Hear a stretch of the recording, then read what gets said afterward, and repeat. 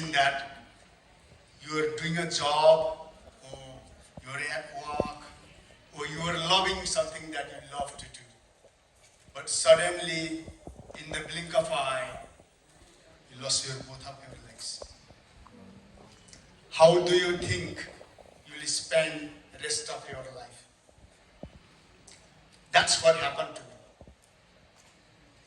Once I lost my leg, I thought that my dreams were shattered like a broken glass. I didn't know what to do. I thought that my life is completely finished. I thought that I would sit on a wheelchair the rest of my life. That's what I thought. But now I realize that the limitation is not in our body. Limitation is up here.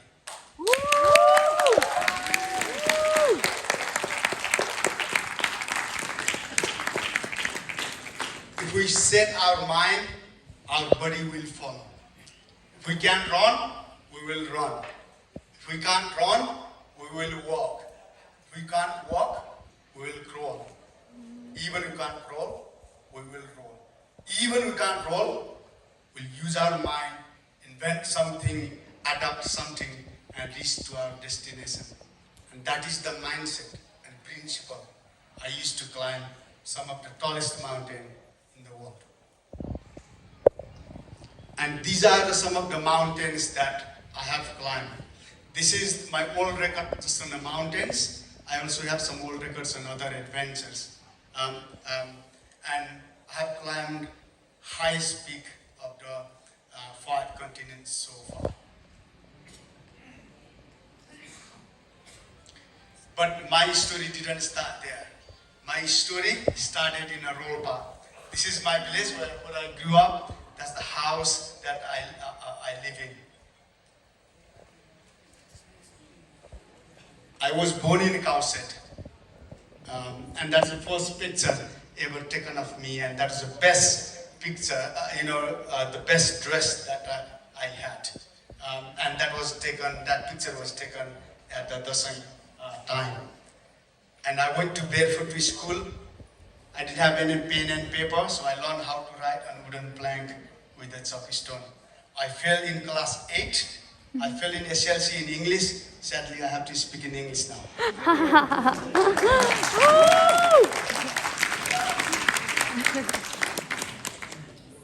But I didn't give up. I kept going, and I was the first person to pass SLC from my village.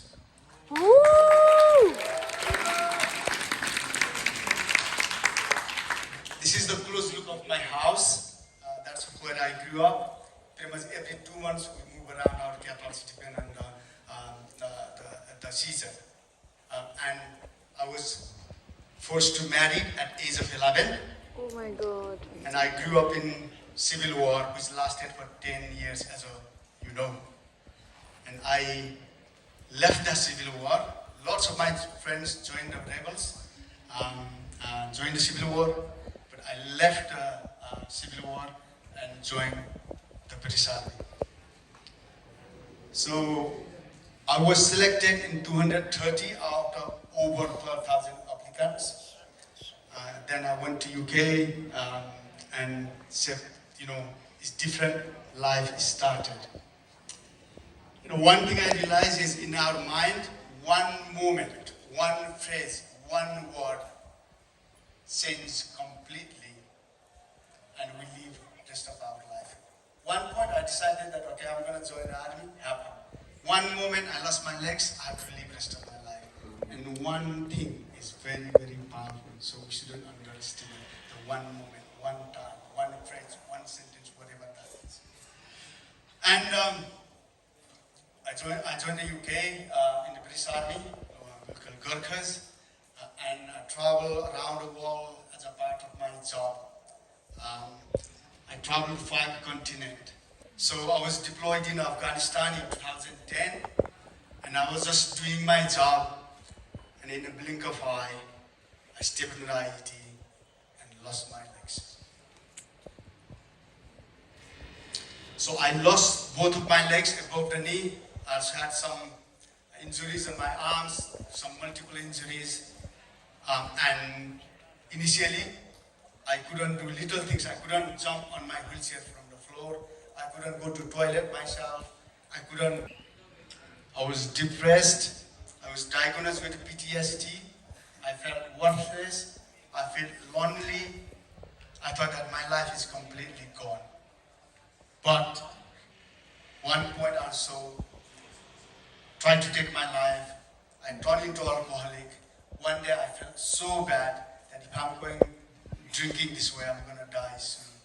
Them, I wouldn't be here. I lived for them.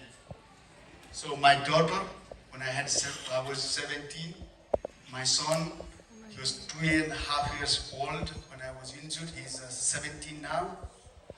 My little one, who born after my injury. And in military barrack quarters, there was lots of rumor, and my wife has to answer lots of difficult questions. So why we don't shut them off? So we made my big boss a little one. And I realize now that we have a choice. Life gives us two choices. Whether we sit, sulk, dwell, complain everything that we have, or we do something, whatever situation we are in, make it better in our favor. And that's what I try to do.